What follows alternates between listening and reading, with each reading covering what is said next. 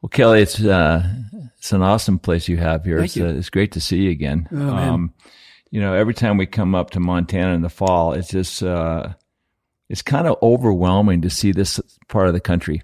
Yeah, it the is. big valleys, and you see that Montana does have big skies because the valleys are so far apart from the mountains. And Exactly. And where you live here on the Madison, I think it's been close to maybe 50 years ago. I used to fish just above the slide in here that you now own and that you've transferred into, your shop, your home, and all these different cabins.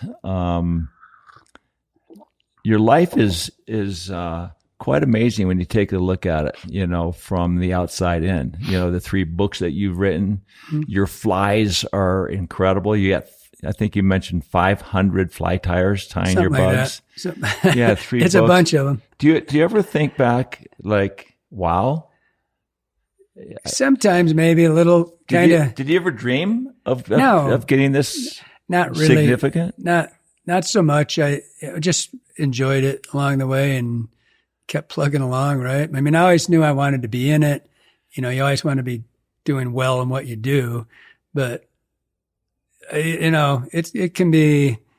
I don't really look at it that way. I mean, I just still go to work every day and enjoy it, and then somebody like you shows up, and I'm like, "What'd you just say?" That feels pretty cool, but I mean, it's just. I guess it's a little overwhelming, if you look at it, but.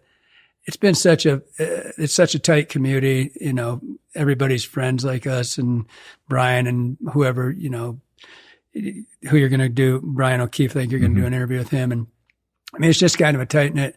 So there's plenty of you guys to keep me down where I belong.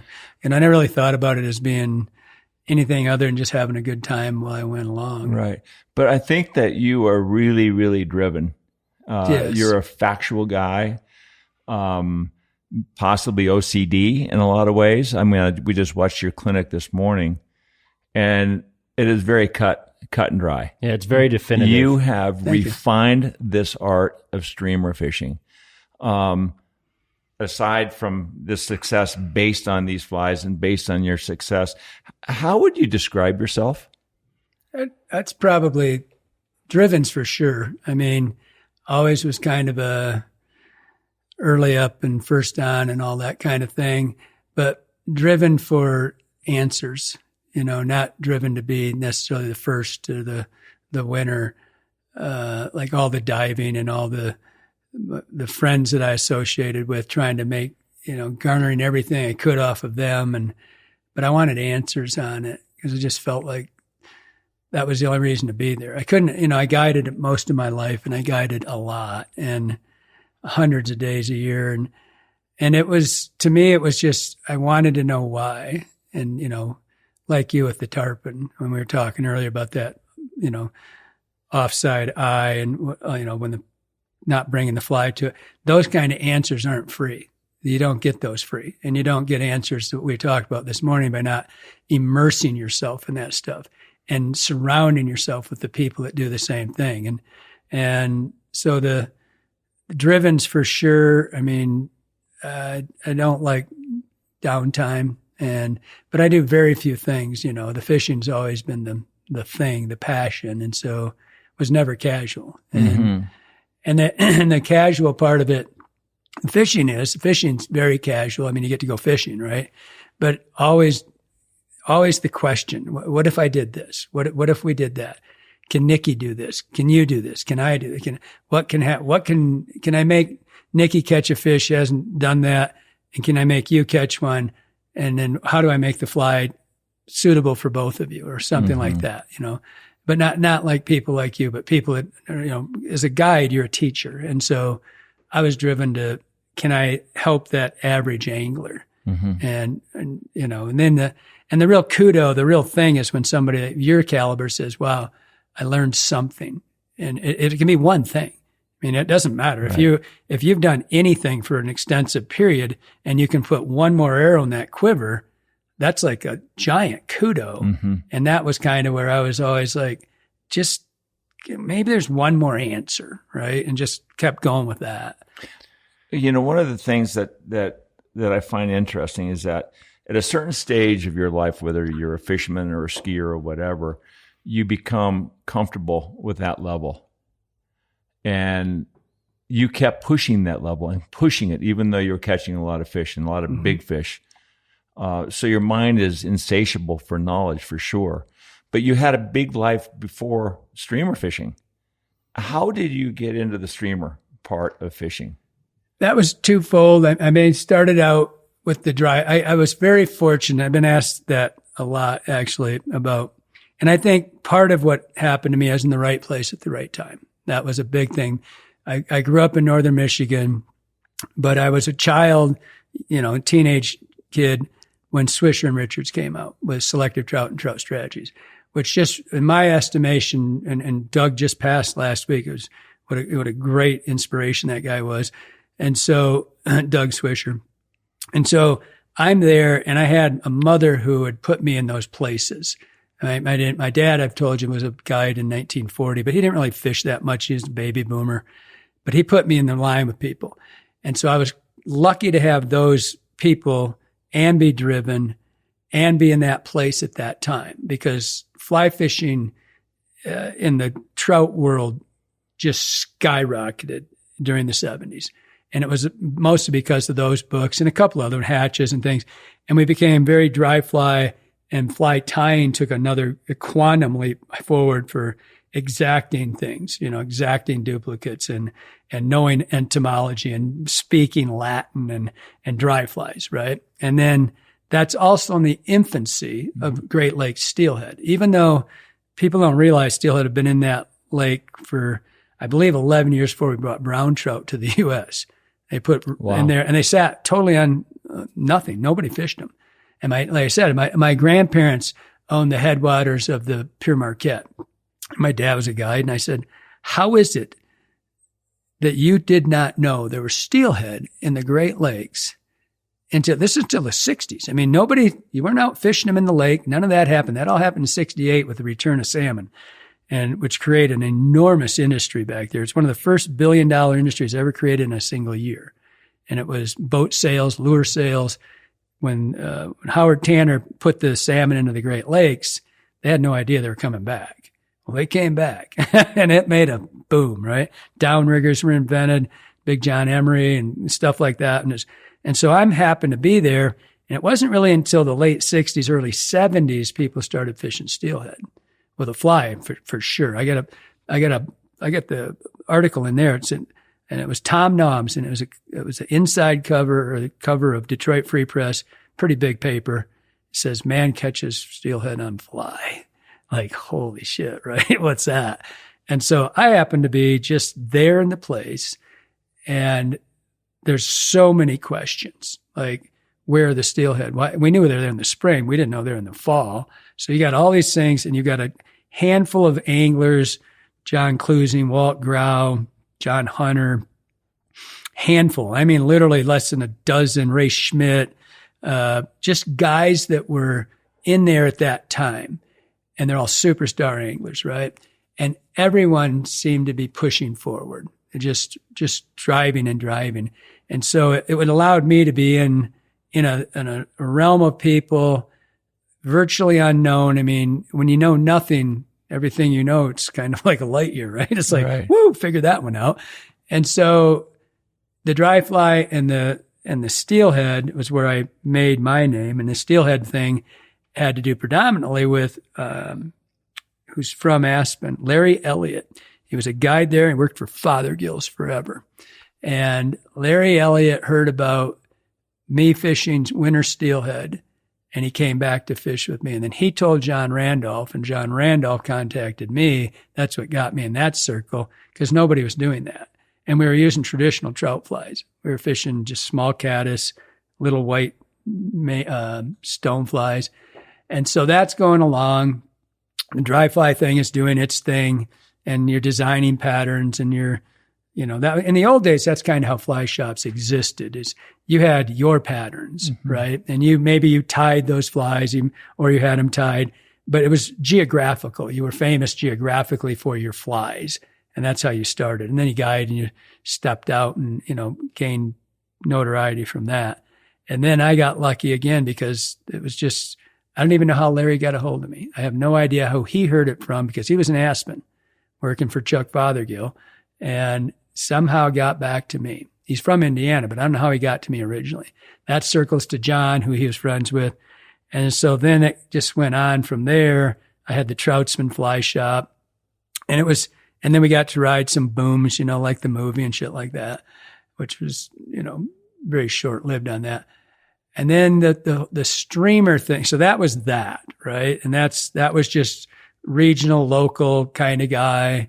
But we're a small family, so maybe I meet you, or maybe I was in Aspen and I see you and meet you and you're a trout guy. And there seemed to be kind of not so many of us. So the clique, that it kind of shaped itself, and I start meeting other people but all because of Swisher and Richards.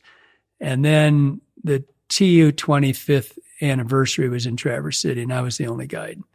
And so now I got Lefty, Mike Fong, who else? Schwiebert, said Lefty. I can't remember all the guys. So I get to meet all these guys. My favorite of which was Mike Fong. He was one of my favorite people ever. Funniest guy in the world. Always making jokes. And quite frankly, we were talking about something earlier, and he told me when I guided him, he gave me the best piece of advice, and I've said it about a lot of people. We were talking about somebody earlier about they maybe didn't have the right mentor. And Mike Fong pulled me aside one day. This would have been in the 80s, I think, early, mid-80s. And he pulled me aside. He stayed with me for a week, him and his wife, Chrissy, who's just absolute doll. I love her. And so Mike died a decade or so ago, but just a great guy. But he was a real jokester. And he pulled me, he goes, first I asked him if he wanted to stay at the house. And he goes, what do you mean? Like stay in your home? And he was, he was a funny guy. He's a Chinese guy. And he says, I says, yeah. He was like, get up and go to the bathroom whenever I want. I says, I hope so. And he goes, I've never been invited to anybody's home. I always figured it was because Chrissy, because she's white, right? And he's always making Asian jokes. He's just constantly funny. And he goes, I don't know. He says, do we have to eat steak all the time? He goes, you guys eat a lot of steak. I said, we can eat as much fish as you want. We can go for it, right? So the last night he's there, we're having steak, and he goes, I want to talk to you outside. Sure, let's go outside. And so we go outside, and he goes, I'm serious. I want to talk to you about something serious. I go, he's never serious. So now I'm looking for a bucket of water to fall on my head or some shit, right? And he goes, and finally he says, no, I'm serious about this. And I go, what? And he goes, I think you're going to be really famous. And I said, really? Now I know he's kidding with me, right? Because I'm this schmuck kid doing nothing. And he said, I've guided with you. You treat people right. You stop your boat and talk to people on the river. And he goes, what's that about? I go, who knows who they are? Maybe they'll be a friend of mine. I don't know. If they're having a good time, they'll remember who they got if I give them a fly or something. He goes, yeah, I've never seen anybody do that. And he says, yeah, it's good. There's not that many people out there. And he says, yeah, that's cool. He says, but I think you're going to be really famous. He says, but when it happens, I want you to remember something. I go, what's that? And he says, everybody's going to tell you you're the best in the world. He said, don't believe them, because you're not. Nobody is. And if you believe it, you'll end up like a lot of those people we just hung out with. And I went, copy that. And I took it to heart, went in the brain, went and did my thing. We're not curing anything here. We're just fishing and having a great time. And kind of took it with the mantra that if you could help people and it's all fun, how bad can this be? I mean, if you can't have fun doing what we do, you're a miserable person, And I wasn't a miserable person. Quite the contrary. I had fun. So for me, it was kind of that. I had 3 or 4 people like that, Swisher and Richards, not so much, but I got to be around it to watch it. And then John Randolph, Edder fly fisherman, was a very close friend of mine, and got to just network with the right people, which allowed me to get to where, but it was truly, most of that's all by, if I was living in Tennessee, I wouldn't have had those opportunities, or wherever. I wouldn't have had the opportunities that I had. And so it was just fortunate to be in the right. And Jim Teeney, that was the other one. I can't believe I forgot Jim. Jim's been a very close friend all my life. My first lines I designed were with Jim Right. Way back when. But how'd you start innovating the streamer technique of fishing? That started watching Larry Nixon walking the dog with a stick bait when he's running a spook in topwater and watching what he said. He said that he did that when they're set up in Dower, which means they drove deep from temps. And he said it was a reactionary bite. And it was before, we didn't really fish streamers back then. They did, but it was always like, it was secondary. It's like, nothing was, you heard the same thing. Nothing was happening. So I put on a streamer like it was a punishment of some sort. And it was just ridiculous, right? And then they say, I got my biggest fish. But then I didn't do it anymore, right? I never understood it. So I was watching that show, Larry Nixon doing that. And I went out and tried to duplicate what he did. And it wasn't working. And I got down to told that story earlier today to you guys at the seminar about getting to the creek corner, and I couldn't make my fly do what I wanted it to, like his lure was. And I threw one into a back eddy and chugged it, and I got it to do what I wanted it to do, and I got a giant fish. I got my first 27-day fish, and that completely changed my life. I knew something happened. I knew that wasn't a mistake. But I sure as shit didn't know why. So the bass world really inspired you. Still does to this day. I'm a total gear freak. I never understood this not doing both. I didn't grow up. You didn't get to fly fish when you were a kid. When I was young, your grandpa, uncle, dad, somebody might have had a fly rod, but on the Great Lakes, they fished, but that wasn't primary. You did everything else.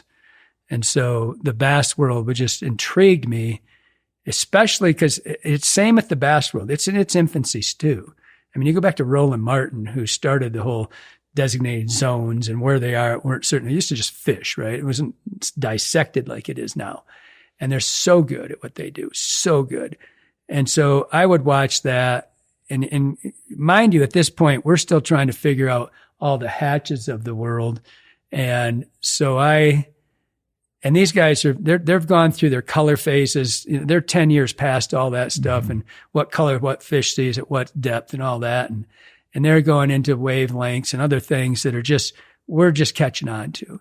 And so I always found that as a great resource to just watch what they would do, dissect. I loved the Linder brothers. They had a lot of insight and they weren't just fishing. They had a cause, and it was all cause effect. And they would always say, this happens and that happened. And I follow those guys. I subscribe to the general tackle stuff, magazines, and I just would watch them. And I fished with a lot of gear people. And so that was kind of that helped to get there. It's just watching what they do, duplicate it, see if you can make it happen. That big fish, as I told, I said, when it happened, I knew it happened for a reason, but I wasn't really putting the pieces of the puzzle together, right? And I said, the only way I'm going to be able to do this is if I just immerse myself in it. So I immersed myself with basically 2-3 people, Jerry Wilson and Jerry Dennis. Jerry Dennis is a writer back there. Jerry's one of my fishing buddies. And Russ Madden, still he's got this mad scientist brain for fly design. He's just the craziest. It's the first guy I ever saw put rubber legs in for a reason. And so it's basically those 4 guys and other people too, but that's all we did for 2 years. And I did the diving, I would dive the rivers and trying to find the fish, because everything that I was taught ended up not necessarily being accurate. And so there's so much regurgitation of stuff from 30, 40 years ago that was never real, never right, but it was not really based on knowledge. It might have been lucky fish, right. And then suddenly it extrapolates out into this, there'll be a book, right? It's like, wow, what is that? And so I realized that I didn't know which you want to take a shot to your freaking ego. I'd been guiding for a long time when that happened. And I was like, holy shit. Like over 200 some days a year. Yeah. For a number of years. Decades. And then you stopped guiding for 2 years. No, I kept guiding, but I had rules. Yeah. His clients were his guinea pigs. Yes. Right? Yeah. My guinea pigs were you and me going fishing. Didn't care if you were paying me or not. We had rules. And we broke one today because I didn't get my 13 minutes. So my rules were we do nothing but fish streamers. I'd go early season steelhead and late season steelhead, but we did nothing but fish streamers the other time. No dry flies, no nymphs, no salmon, nothing. Just this is what we do. And at 1 o'clock, I take a 13-minute meditation, which you broke today. And so it's a nap for all practical purposes. But you and Lefty always every day needed a nap. Since I was 22 years old. How did you get into the nap thing at 22? Just randomly somehow? No, some karate guy Mike Dayton was this guy. I didn't really know him. I took his class thing online, not online. He paid for this thing. And he was a big nutritionist. You know, I was a bodybuilder and all that. And I loved that whole nutritional end of it. And he is a big nutritionist, but he's also a strength expert, weightlifter, and karate guy. And he liked people to meditate, learn to meditate for multiple reasons. You know, a lot of warrior stuff back in the old days, but also to calm your brain, to ease your body, helps your nutritional value to, you know, absorbing your nutrients and things like that. And just your body needs a break. And so is that sleeping meditation? No, so you're not asleep. How do you meditate? There's a million ways. I mean, back in the day, there's a TM and there's other stuff, but that particular method was simply clearing your mind, just letting the description that I followed was that it's like a screen. You just see things go by, but you're completely awake. You can hear everyone. I do it at seminars. Like I'll just go behind the booth, down. I can hear everything that's going on, and I go 13 minutes. And that was one of the things I said, whatever your meditation is, it is. Like the first time you actually go under, you're not sitting there trying to think, what the hell does that mean? Clear your mind. How do you clear your freaking mind? Right. It's impossible. But you can start a breathing thing, you know, so it's breathing, concentrate on your breathing until you can see things go by you. And then after you've done it a while, it's pretty amazing.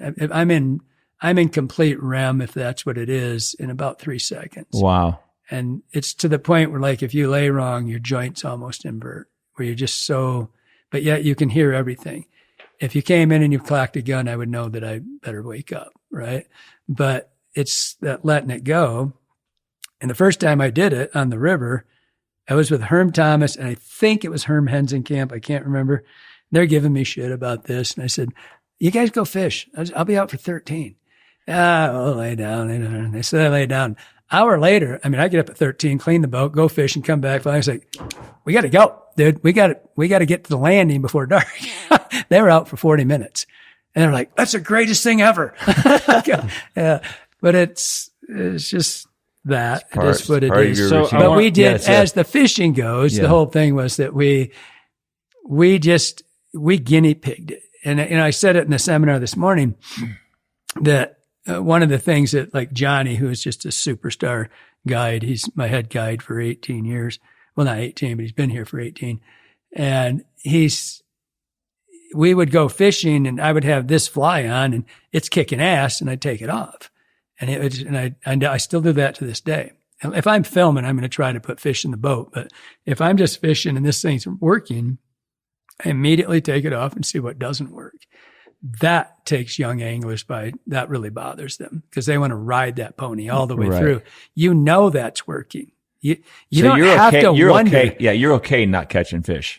No, that's when you learn. When you're catching fish, you're totally checked out. You don't learn anything until you fight for it. And so then I'm okay to a degree. Once if I can't catch fish on the other stuff, I go back. Right. I was just going to say because you have to get the reward. Right. But if you can go to it and say, well, if they eat this in this sky color and this temperature and this time of the year, and will they eat that? And so, yeah, they did. Okay. Well, that works. Find what they don't eat and use that as the variable for the next time you go fishing. You take all those things that they ate and what they didn't eat, you can take that away. Mm-hmm. But then this gives you more ability to say this 3 worked on that same day, right? But if all you fished was white the whole time, all you know is that they ate white that day. Right. Do you keep a log of all this stuff? I used to. Yeah. One of my ex-wives got most of them. Yeah. What did you learn swimming in the rivers? That blew your mind. That was just something that you never thought possible. Where fish live. Basically, everything I was taught was wrong. I mean, we've deep, dark holes, total BS. It's not that they can't be. I said it in the seminar this morning. There's no such thing as never or always. It doesn't happen. That's just not life. But as in general, what I learned was that the fish were not where I had been taught to fish, which was inside bends, shallower water, very little movement to the water. Day fish, trout in particular, resting. They're not there to, there's a great analogy that they don't want to sit on the treadmill. They want to sit on the couch. And they're basically like every predator in the world. They want to relax during the day, and almost all predators nocturnal. I mean, fish, bluegills are nocturnal feeders. I mean, anything, it doesn't matter. And so I just simply was looking the first probably significant amount of hours underwater. I probably missed most of my fish. Because you were looking in the wrong spots? Looking where I thought they should be. Absolutely. And so then I started broadening it out, and a couple observations, trico fish in the morning where I'd see them coming downstream from their feeding, where they feed and they go downstream to find a resting zone, and they just looked drunk. They just looked like they were It's kind of like when you watch elk, at night they're in the fields feeding, and then in the morning they go to their beds. So nature gravitates to resting spots and feeding spots, fish, birds, everything. Yep, exactly. But you were also saying that fish would migrate in the rivers up to 1,000 meters. Yes. Tell me about that. That was when did you that was a radio telemetry study that I saw, and that was maximum. That was an indicative of the food source that they would move up to, and that was one thing that was really interesting because part of that regurgitated wrong information.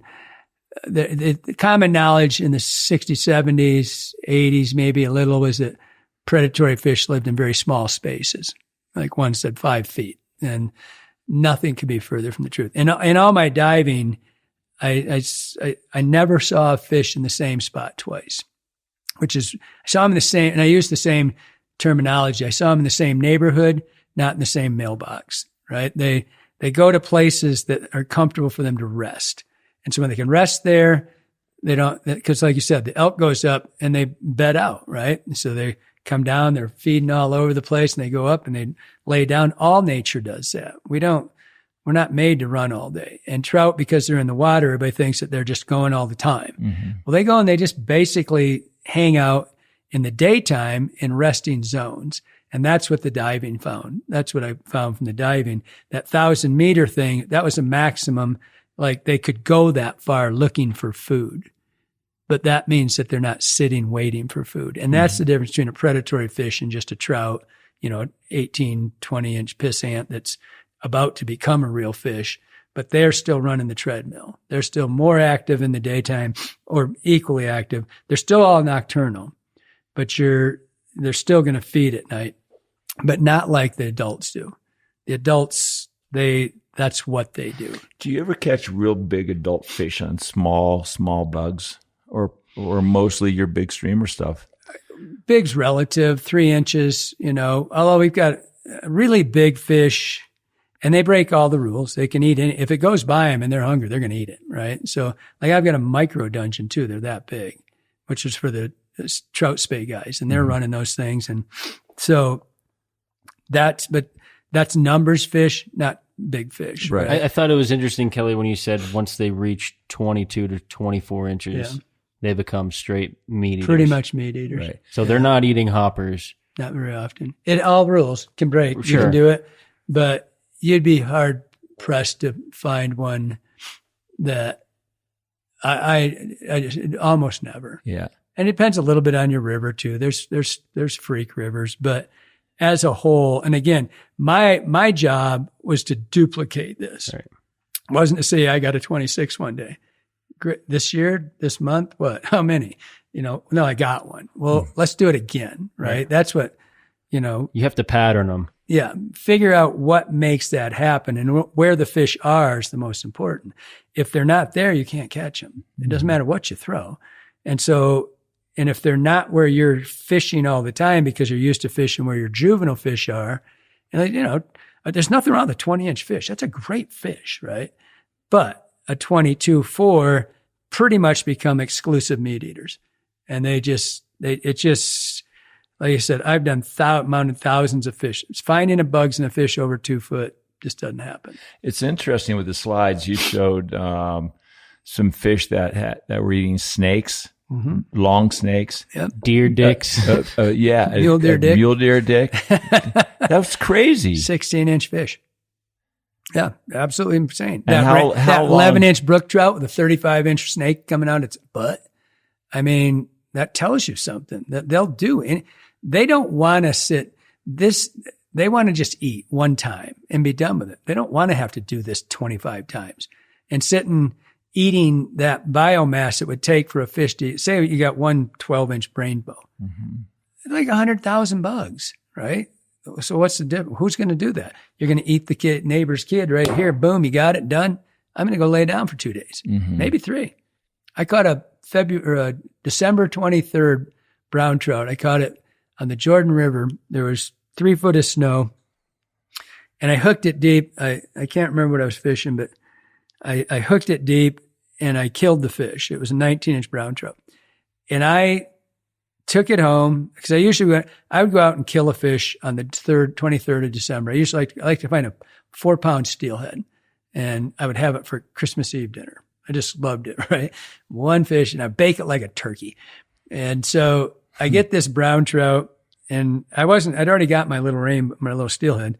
And so I'm just fishing. I get this brown trout and I kill it because I ripped its gills. It just swallowed the fly too deep, and take it home, and I opened it up, and it's the 23rd of December, and there's literally 3 foot of snow on the ground. It's colder than hell. And it has a 7-inch leopard frog in its stomach, and it looks like he'd ate it that morning.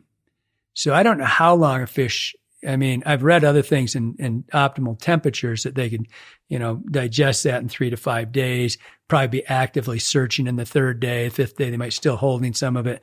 That frog, those banks had been frozen for 2 months.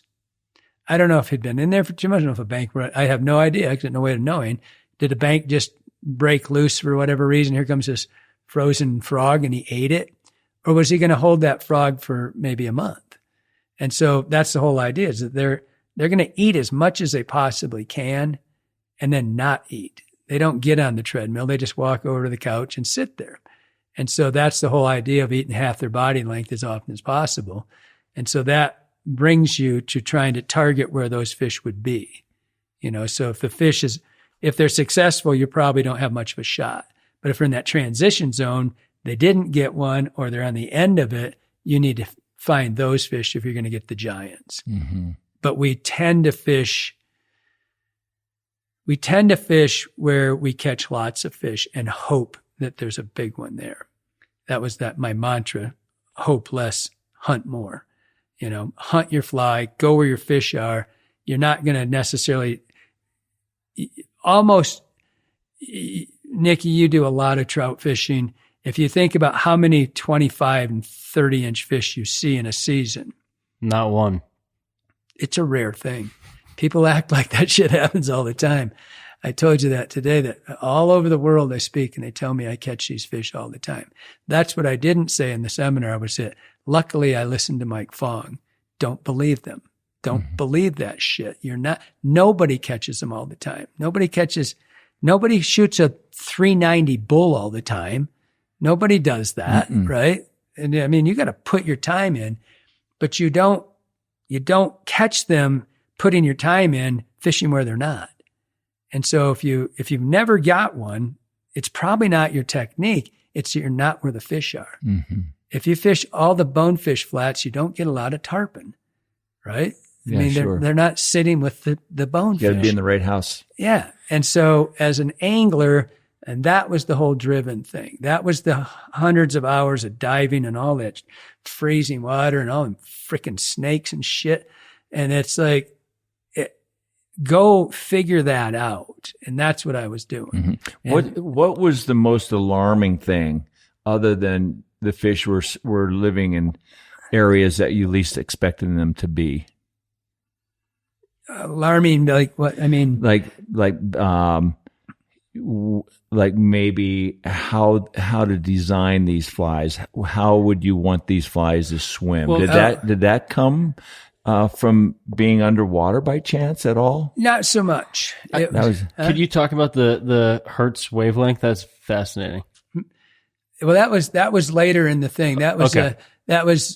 Later in the development. Didn't really. One of my buddies, Dave Johnson, was my fishing partner forever.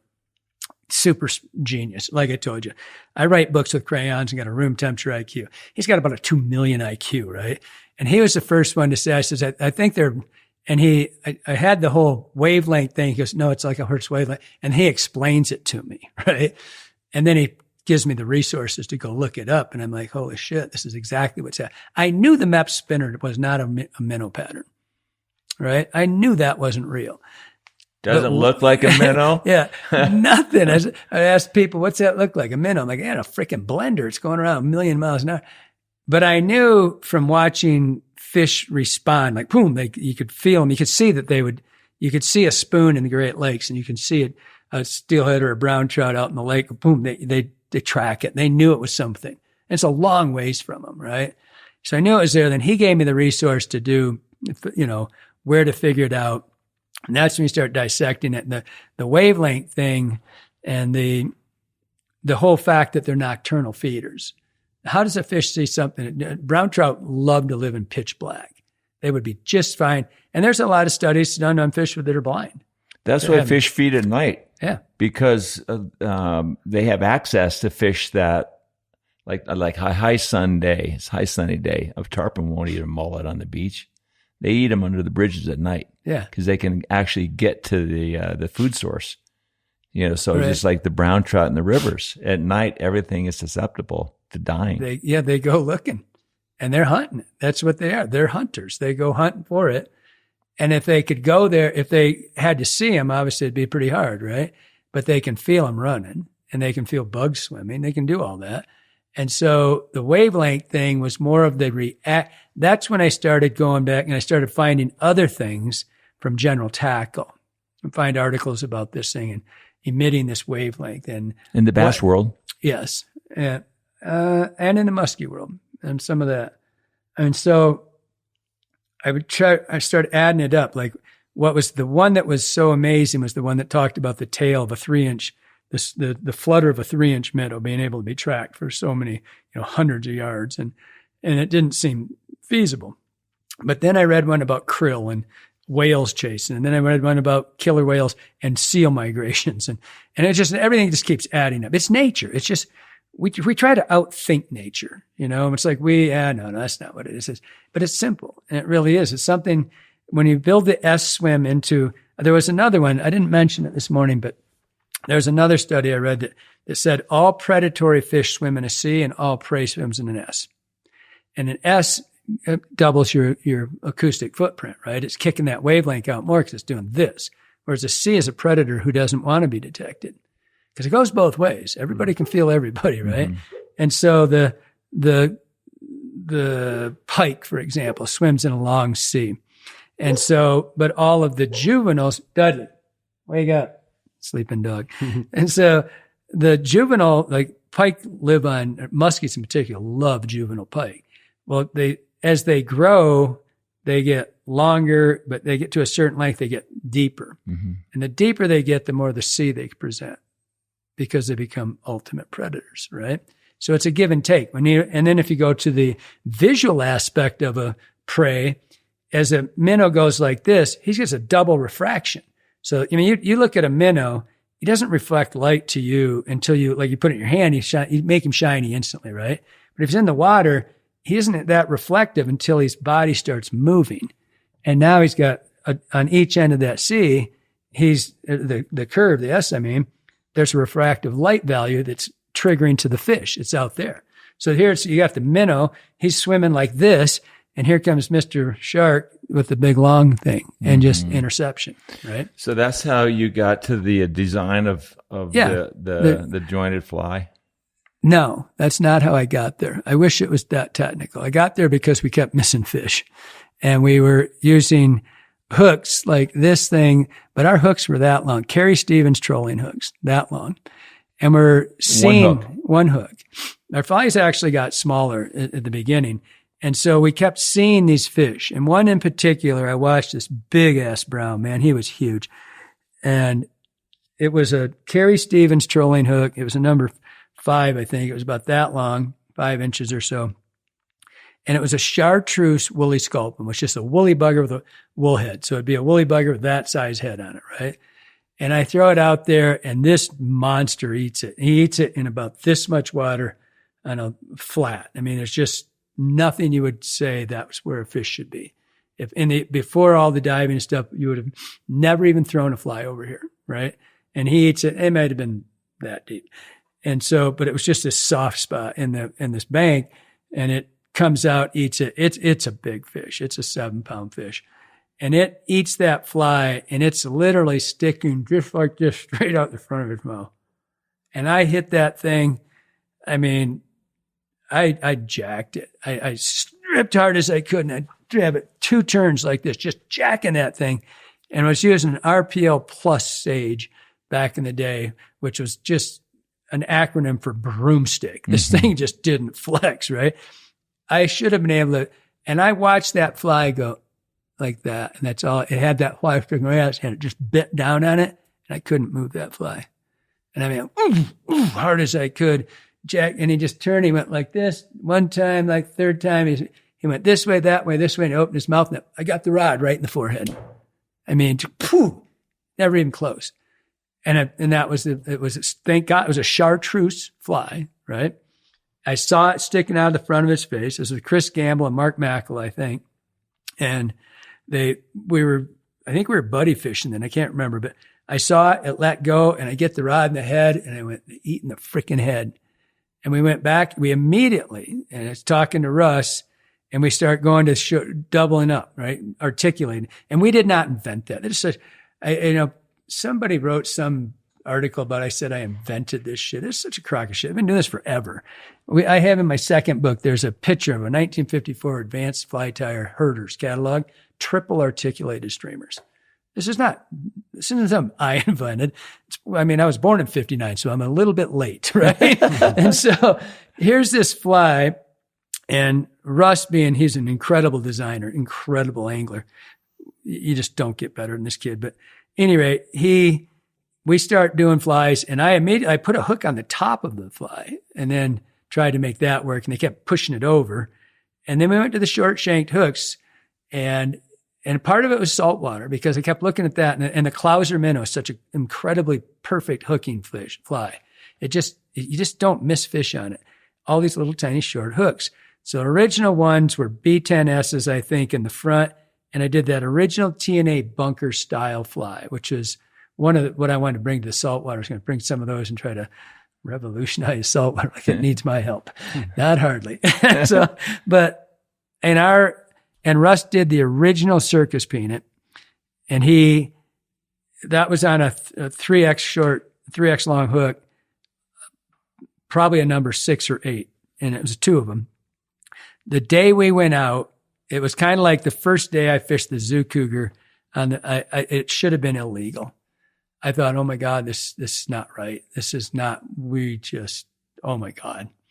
I mean, like, we put numbers up that were insane. And the first day that we took that circus peanut out, same thing, short front. Every fish ate it. Every fish stuck.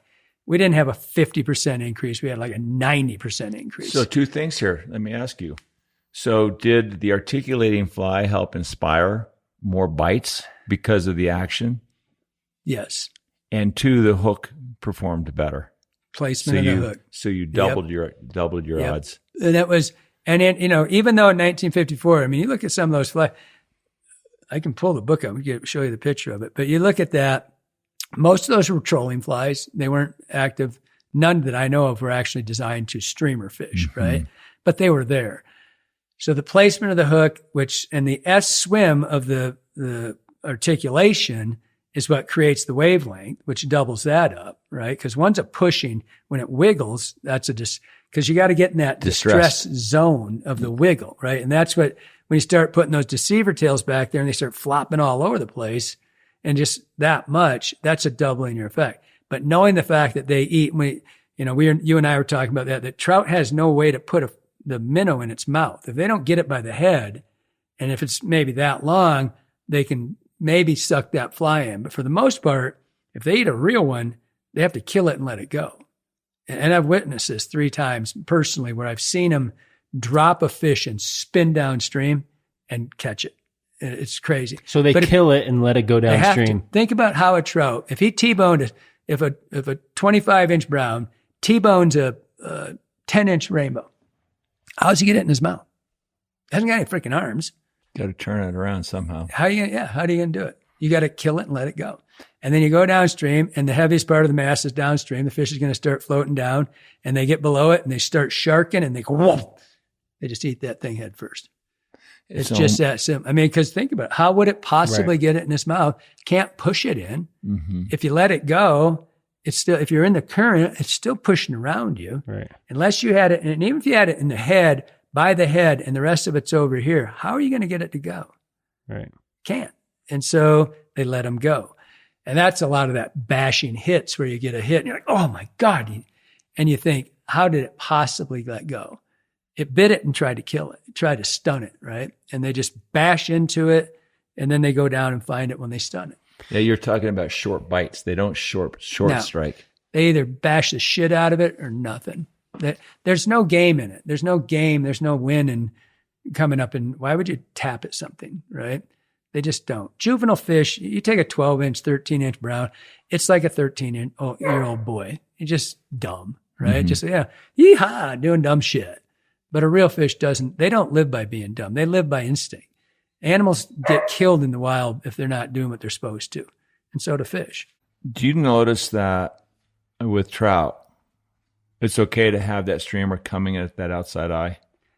Or do you think that fish is a little bit more downstream and he'll move upstream to eat that streamer? I think that's more common. And, when you told me that about tarpon, and I was thinking about Russ and I working the shoreline of the Great Lakes, and we found that if we pulled a fly at a fish at the outside eye, as you said it, if it came towards a school of 15, 20-pound trout, salmon, it blew the school out. It had to run away from it. And that's why I was just thinking, I can't get this out of my mind, because now I'm wondering, because that's such a great analogy when you said that if it came at the fish, and now I'm thinking from a river perspective, most of our flies are coming downstream because we're perpendicular to the flow, but your line gets caught. So it tends to come like this. So my guess is most of our fish see it coming at them, right? And but from above them. So they get a shot at it like that. But I'm curious if it's possible you could put one off like that. So it's just now it's a mind game for me, right? I'm just like, if it's right, perfect. But most of ours are coming head down slightly just because the current, you throw the line straight across, current immediately bows your line down. Sure. So the fly's coming straight, at an angle at them. But it gives me something to think about. Because I'm thinking when I was watching your presentation that a small bait fish, a small trout, wouldn't be swimming at a really big, giant trout. I'm thinking that trout might be over here, and he comes over and intercepts it. Very possible. But when we set that, my theory on the escape, because what I'm playing off of is the whole escaping reactionary thing. It escapes. It's not going to escape. It doesn't go backwards. Mm-hmm. Trout don't go backwards in the river. So he's turning and he's running, right? And so, so we're coming away. He's going to catch the current going downstream. So we're doing this constantly, right? We're actually doing that because the current catches your line and it starts pushing on it. So, but I don't know. Ever since you said that, it's just kind of swirling my brain, trying to figure out if I'm leaving fish on the table. So now you're going to be back swinging flies before you know it. No, I won't tail first a fly. What did I say? It's like a gazelle backing his ass into a lion's mouth. It just doesn't. So you're never swinging flies. No, I never. There's no such thing as never. You're not. No, typically. I don't. No, and I see it a very small percentage of big fish ever caught on that. I don't count steelhead because they're squid eaters. And that's a whole different world, right? And so, but trout. I mean, I swung flies since I was 6 years old. That's how I learned to fish. But wet flies. Actually, I learned to fish them upstream first, and then we swung them downstream. And then, because traditionally that's kind of as the dry fly refinement came along, you threw wet flies upstream, and that was how it started. And then your dry fly world. But then the wet fly swing, and I did that as a child, and I still do it, frankly. And so we did that, and then I swung thousands of streamers, but I never really on purpose got a really big fish doing it. And it doesn't mean I didn't get fish. And the trout spay thing is so huge. Hence the fact that the first time ever something eclipsed the sales of the sex dungeon was the mini dungeon, right? And it fishes like a champ, right? So it's that fly. I didn't think anything would ever outsell a sex, just a traditional sex dungeon. But the trout spay guys are so prolific now, and they're swinging a lot more flies, but it's still not one of those things where it never is going to catch up to that reactionary. Right. And so it just doesn't trigger that response. Not that you don't catch a lot of fish. It's not that, but I just don't think it triggers. And frankly, during the diving things, it was nothing for me to see a giant fish with fish all around it. There's one fish I can remember on the Manistee River, and he's a giant, right? He's high 20s. And there's a brown trout sitting probably maybe 6 inches to the side of him and slightly in front of him, which is like, to me, that fish could just go pump and eat it. And then up here, another foot or so, there's a rainbow, which is just non-game species. That's food for a brown trout. He should just want to eat. They're sitting right, all three of them are together. There's a brown trout that long. Maybe he was digesting a big bite that he had earlier. But you would think that if this prey thing, that whole correlation, that I wouldn't want to sit beside one. What happens right? What happens if that rainbow was going quartering down current right in front of that brown trout? Maybe just takes a bite out of its crime, but he'd have to eat it head first. Right. And that's the other thing about the whole predation thing. The tail first thing is such a, how do you catch the fish, right? You need to T-bone the fish. You can't catch it by biting his tail. If you hit its ass, you just do this, right? And so they need that fish to be somehow, they have to crash it. They don't eat it from the hind end. So when you're floating in a drift boat, you're always casting 90 degrees parallel to the bank or at an angle upstream, you're saying? Perpendicular to the flow or slightly upstream or straight downstream. I don't mind that either. I'll frequently take a bank. If I got a long parallel color change, where I can see that that's going from 18 to 24 inches, I'll mend that downstream. If the boat's going and you do it right, you can mend your line downstream and run a 20-foot bank, racing it downstream, getting all kinds of action out of your fly. And that, comes at. I don't see that though I still see it sideways more. I see better reactionary bites. So they can come up and actually T-bone that. Hear that, Wen? Yeah. I'd like to be on that boat right now. When the house flexes. One of the things I saw that was quite unorthodox was your slide presentation about you fishing streamers wading upstream. Mm-hmm. Talk to us about that a little bit. I don't see anybody casting streamers upstream and stripping them downstream like you do. Yeah, they're leaving most of their fish on the table. I mean, I've got guys that work for me that do nothing but that, truly. They fish a lot of creek stuff, but they fish a lot of here. But and when we were doing the presentation, I said, if I can be in the middle and fish to the shore, that's ideal. But it's virtually impossible anywhere. I mean, where do you get a river that's shallow enough to be in the middle that you'd still be running an edge? And so for the most part, And I'm very lazy. I'm inherently lazy. I hate wading upstream, but I'm usually on shore. And so I would prefer to swim my flies down with the current and walk in the middle and fish the edge, but it's just really not applicable most places, particularly here. I mean, it's a freaking raging whitewater all the way up.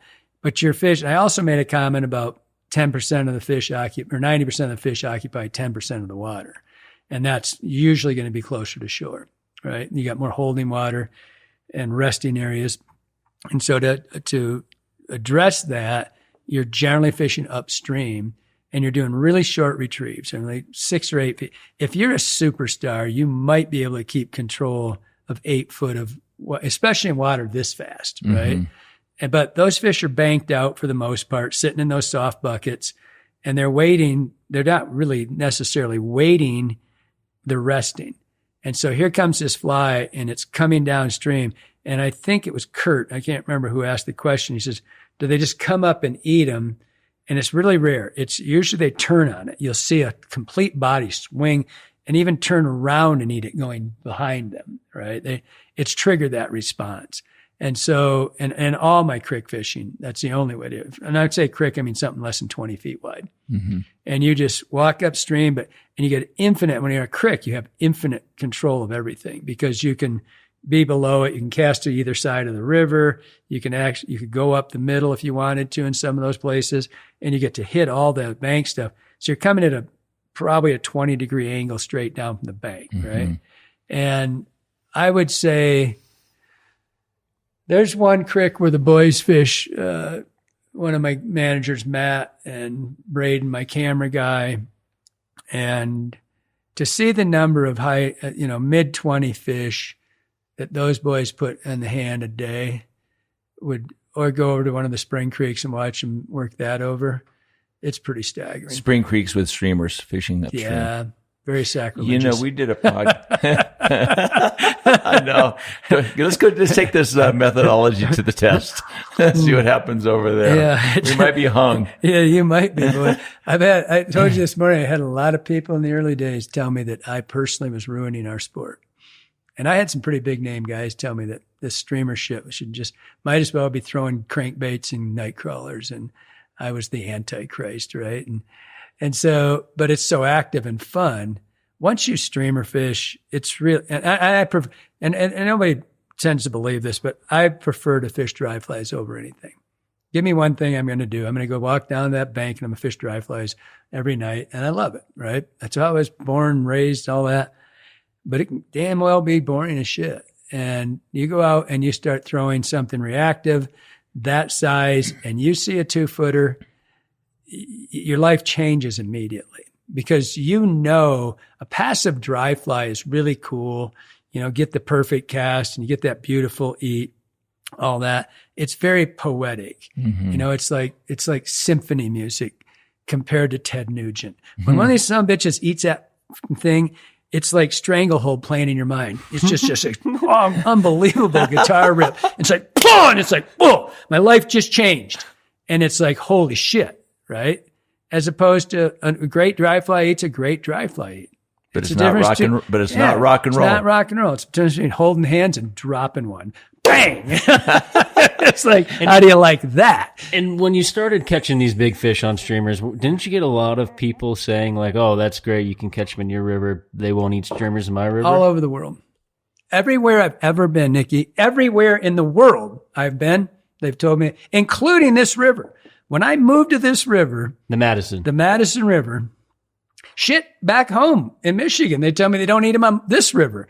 I've been fishing it for 40 years. What do you mean they don't eat it on this river, right? Big fish eat meat. Fish are fish. In New Zealand, they won't do it. Oh my God, do they ever? And, Argentina, when you're talking about Ron and, Johnny, I showed you that last picture, Johnny, with Ron down there. When they're doing this method, crazy. I mean, when I got here, I bet you I had 40 guides tell me they don't eat streamers on the Madison. Long-time guides. Long time. And I'm like, okay. Well, here's the question to them. How often do you throw streamers? Exactly. So How you go often out. have you really tried? Were they throwing streamers? No, they just assumed. Or I was just going to say, or were they throwing in just the areas where they were programmed to think those big fish were and they weren't there? It was generally an afterthought for all of them, I think, because it's the same thing. And I also got told that I ruined the river because now people were having to use more than just Royal Coachmans and Royal Trudes and Royal this. And it was kind of an old mindset that you can, didn't really work too hard. Just throw the fly. If they aren't eating it, they're not eating it. And I don't think a lot of people, and there were obviously people, most of the guys that did it kept their mouth shut. Most of the guides that did it, I've got one guy he's been guiding here forever. He's been doing his whole life, but he didn't talk about it, right? It was his inside secret, right? That how he would do this. But all over the world, I was fishing, I started fishing the white way back in the 80s. They always told me they don't eat streamers here. I just said, yeah, you're right. Yeah, whatever. Good for you. Well, I'll take it all to myself if I can get it, right? I had acquaintance in New Zealand that Nick King, he had a place, Crinkly Creek Outfitters, great, South Island. And we sent Dr. Petruzzi, one of the best streamer guys there ever was. And he went down and just annihilates the river. Like Nick calls me and he's like, what the hell? I said, let me guess, they eat streamers. He goes, oh my God. He says, I had no idea how this made fish. Well, that's because nobody tries it. If you don't, it's like anything on earth. If somebody tells you that can't be done and you say, you're right. But what if you just try it? Ooh, hey, that's Scotty Hull. That's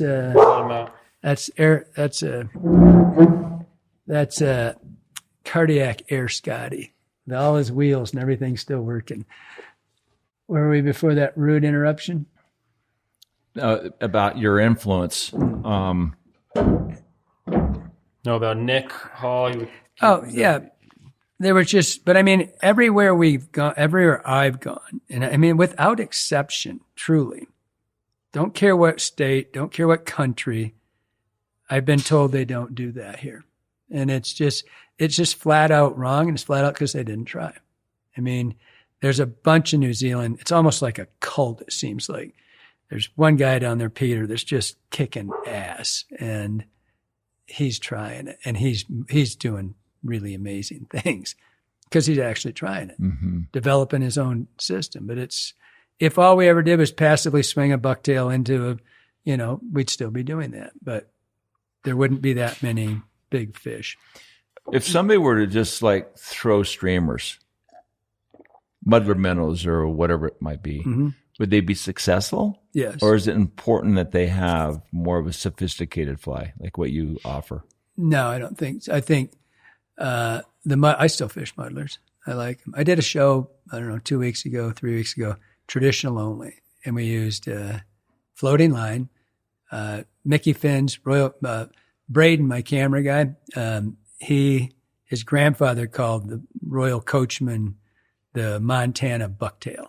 So we used the Montana bucktail, the Mickey fin, a muddler, and one other, maybe a black-nosed dace.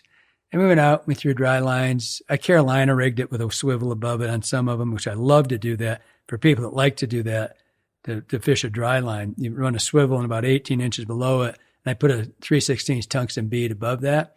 So just enough weight to get that under the water, maybe 6 inches, and that one kind of flutters all them little ones behind it. Absolute crazy. We crushed it. We caught a ton of fish. And we didn't get any giants, but we got a ton of really nice 16 to 20-inch fish. And so, no, it doesn't have to be any. But again, it's the difference between what we do to a degree is we become exclusively trophy hunters. I can, if you and I went, the three of us, if you and I, Nikki, went fishing tomorrow, I would fish nothing but try to find 125, 30-inch fish, right? I have no problem. You guys hunt all the time. And if you're trophy hunting, you got to pass other fish or other animals, right? You can't shoot a 350 bull if you keep cracking 280s. You're out. Game over, right? So trophy hunters are trophy hunters. If you're going to go throw a book animal down, you have to pass on sub animals. if you're going to throw a 25 to 30 brown trout or rainbow, you have to pass on the 18 to 22s. Well, have to is not the right term, not because you're going to catch those fish too. Mm-hmm. You're going to catch those fish, but to target the fish, you can't let your ego get hurt 6 hours in because you haven't turned a big fish because you're not fishing where all the feeding juveniles, those 16 to 20 inch fish, which there's nothing wrong with 20-inch fish. Juveniles, those things are like world records in my river. Well, but if you want the monster, you gotta pay. You gotta hunt the monster. I'm 2 years in without a giant fish. I have not. Is that right? I have not rolled a fish in the high 20s in a long time. What's a giant fish? 27 and above. That's the benchmark. That's the benchmark. How many 27 and above fish have you caught? Brown trout. My life? Yeah. Oh, I don't know. Hundreds? No. I don't know. My best year, maybe 100. Maybe. Really? Wow. Maybe. I don't know. What's your biggest brown trout? 28 pounds. Where'd you catch him? Big Manistee in Michigan. There's a migratory fish, so it doesn't count. When it doesn't count, no. It's in a river. No, I don't give a shit. Came out of the lake. It's not fair. It's just not. It's not fair to count those fish. And really? No. And so, what about the fish that come out of Ennis Lake? But they come out of Ennis Lake. It's like comparing. Dude, Madison. That's different because what do you mean? It's the same migratory it's fish. Not Lake it's Michigan. coming out of a lake. Lake Michigan's a fake ocean, and we got we got thousands of world records in that lake. They just grow so fast. And that day, it was fall steelhead and brown trout hunt. And its crazy thing is, this is how all fishing is to me. If you're having a great day, everybody's having a great day. And I got 9 browns and 6 steelhead. Beautiful, and everybody on the river had a day just like I did. And so the bite was on? The bite was on. And my smallest brown that day, I bet you, was 7 pounds. Good Lord. Yeah. But it doesn't count. They're not the real ones. To fish, it's a fish. I'm probably about 100. So a real fish is a resident fish that's 27 inches? It's not a migratory fish coming out of a lake? Well, they're still cool. I mean, not cutting my fucking line. but I mean, you catch a June, July, or any, summer, a non-migratory fish. Just a fish that's not there in June, moving up. So it's July, yeah. Whatever the time frame. It's just not it's still a great fish. And I would make an exception for fish like up between the lakes that come out of Quake Lake. Fish move in and out of that river every day, and lots of them do it. But they're coming up to feed. That's a real fish, right? And it's not coming out of it's not a fish that's lived in the ocean or Lake Michigan for 11 months of its life and comes up to spawn. And I don't fish spawners. I did most of my life, but I don't think you can catch males. And I fish exclusively, as do most trophy. Brown trout is my preferred species.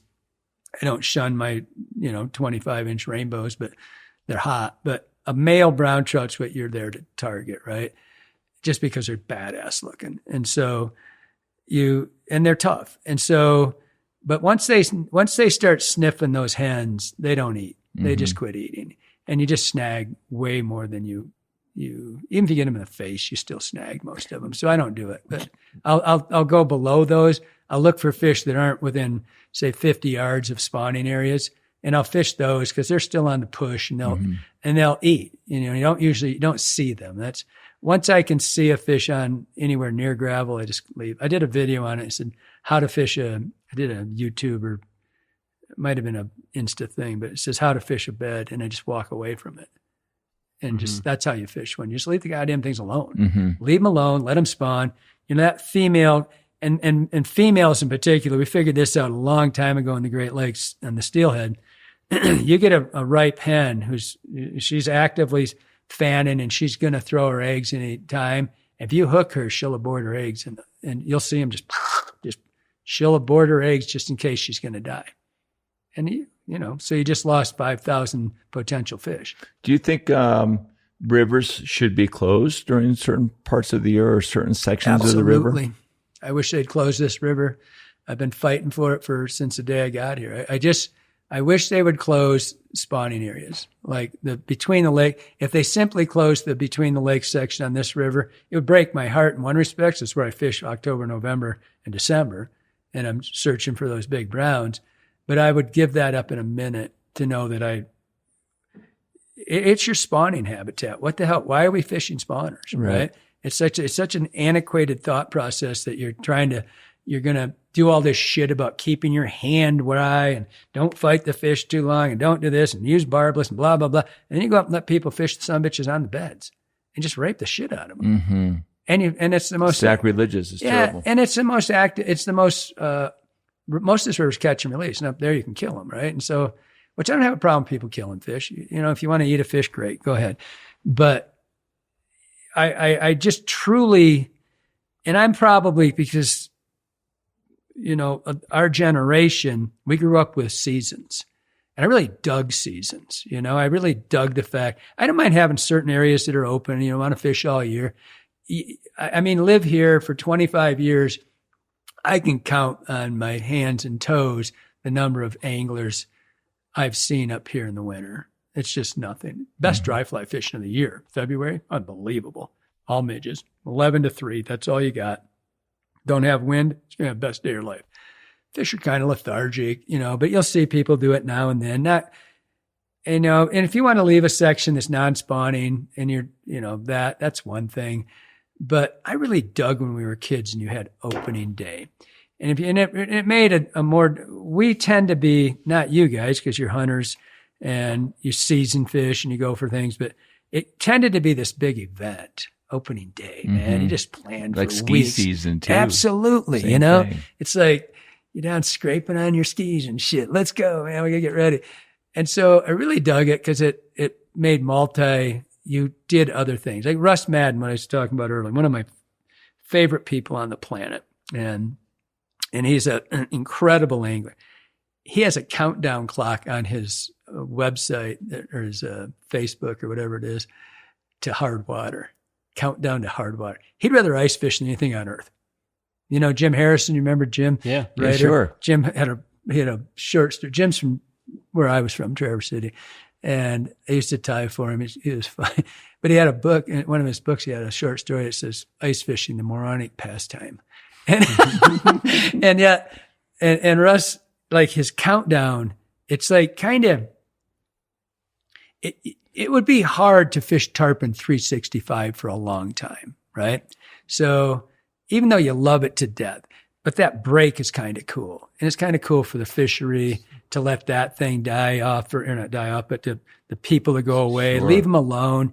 But, and a lot of that started way back, that year-round fishing, a lot of it started in Michigan for the steelhead.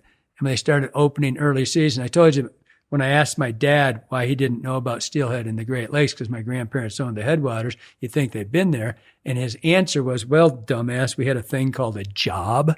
And I go, oops. And it was clear cut, so everything was run off and it was muddy. And they really didn't know they were there. And so, but they had seasons and they were later in the season, and recreational fishing was a more condensed thing, like, now it's April 1st, and it used to be the third Saturday in May. And so certain rivers are April 1st for steelhead opener. But you still had an opener. And then they were all open year round. And then any fly only is year round. And so they kind of self-regulate because, fly fishing in the winter, if you don't have and I was never able to figure out, why is the fishing so good in the West? Why is it so much better than it was back home? And I realized it's the degree of midges. These rivers are so prolific with midges. Mm-hmm. And a midge being the biggest class, the chironomids being the biggest class, there's like 181, I think. I can't remember. And smallest bug to the biggest great crane fly is a midge, and the smallest, the biggest. And we all had a mosquito larva, mosquitoes are midges. And so we had them, but we didn't have the density here. Here you get full on just massive hatches every day. Fish are actively feeding. They're accustomed to actively feeding. Back there, never saw anything. the fish didn't have anything. We had capnia stones, which we all get excited about. Never seen one eaten in my life. But it was, and back there, the double nickel theory was at 55-degree water, you'd have dry fly fishing. But here, I don't care how cold it is. The biggest shift I've ever fished, it was 54 below zero. And I walked out here to take pictures of the hoarfrost because it was about 8:00 in the morning, and there's no wind. You wouldn't have been out if it was windy. And out there, everything hurts. God, is that painful? You're trying to breathe. It's like, whoa, just your face freezes and shit. And I go out there and I just want to take pictures of the hoarfrost that's growing off of all the branches and stuff. And I'm sitting and I've got this camera and I'm looking down like this. I'm like, what the hell is that? A freaking fish ate a dry fly. It ate a damn midge on the water. They were hovered in like this layer. A carpet. They're just like this above the water, swimming back and flying back and forth. They couldn't get above that freeze zone, but the water's warmer. So it's having a little layer and they're just sitting there like this. That after I had a 90+ degree shift, went from 58 below to 40 degrees that day. Wow. And by 1:00, I'm fishing midges with a shirt like Nikki's got on. It's the greatest thing. So cool. And so there was just a lot of biomass, but I don't know what that had to do with anything. I digress. Well, one of the things I'm interested in is how you've seen this river change in the years that you've been here. And since the population has grown towards streamer fishing, do you feel guilty in any way with the numbers on the river? And how do you deal with the populated water that has now become quite crowded, especially in the summer with all the boats? I don't know if I feel guilty. I guess I was part of it for sure. I mean, it's always been a very busy river. Even back in time, do people not like it is today? Yeah. Do they point fingers at you, people, or some people? Yeah, I suppose. Yeah, some people point fingers at anybody, but I mean, I have a successful business, so and I got hundreds of guides stop in. And it's not like it used to be. Neither is anything else. Nothing. Life is change, and so I could have had something to do with it for sure. I mean. And the streamer aspect for sure, but the overall use of the river, I don't think you could really point it. I mean, everybody's trying to build their businesses up. Sure. One of my favorite people on this river is one of my closest friends, JT France, and his brother Todd. Their dad was one of the first guides here. I mean, these guys have been here forever, right? And we were at a meeting one night, and there's all this shit about wherever you live, these damn out-of-staters, all these out-of-staters. Well, if you went back in time, there's very few people anywhere that are from third and fourth and fifth generation. Sure, when you had 50,000 people here, or, we barely got to 1 million people still. And so when you get 100,000 or whatever, yeah, it's easy to say that. And we're all about 5 generations of being off the goddamn Mayflower anyway. Right. And so people move. And then so you've got the locals, like when I was in Michigan, and all these damn downstaters coming up north, and everybody's always the same wherever you go. You're in Aspen, you're an out-of-towner, it's like, whatever, And so, but Todd France, JT's brother, we were in a meeting, and he's a badass. He's got opinions, right? And he's just a really cool guy. And he said this thing came up because he's truly one of the OGs, right? He is one of them. He can claim that, his dad and him and JT. And there's this buzz going around this room about them damn out-of-staters. Well, I'm one of them I've been here 25 years. I'm still one of them damn out-of-staters. And so, and it's not really a finger pointing so much as it was just this, how are we going to control this? How are we going to do that? And Todd made this comment, and he says, I remember what it was like to eat pine nuts in the winter. I kind of like eating steak. And I went, now there's an honest man. Mm-hmm. There's a guy who says, yeah, you got to contend with more people, but first time in history, a few years ago, we were number 2 in the income category for this state, outdoor recreation. And so we beat agriculture. I mean, that's a monumental step. And people are coming no matter what we do, no matter what you say. They're coming. Did I have a piece of that? Sure, I did. Did every other guide on this river have a piece of it? Yes, we all did. It's all part and parcel. Might have had a little bit more, but not much. I don't think it was coming. Fly fishing's been doing this, and the Madison River's been one of the most famous rivers in the U.S. for 100 years. Forever ago. I know this is going to sound super repetitive for you. You already did a clinic and everything, but you're not stripping these streamers, just stripping the fly. Never. You're using a lot of your rod. Oh yeah, 100%. No, I don't strip flies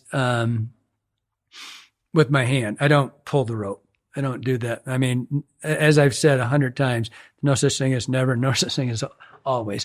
But there's a time and place. But I believe that if you animate your fly with your rod tip, you can do 5 times what you can do with your stripping hand. Stripping hands are great in static, in flat water, in the ocean, in a lake.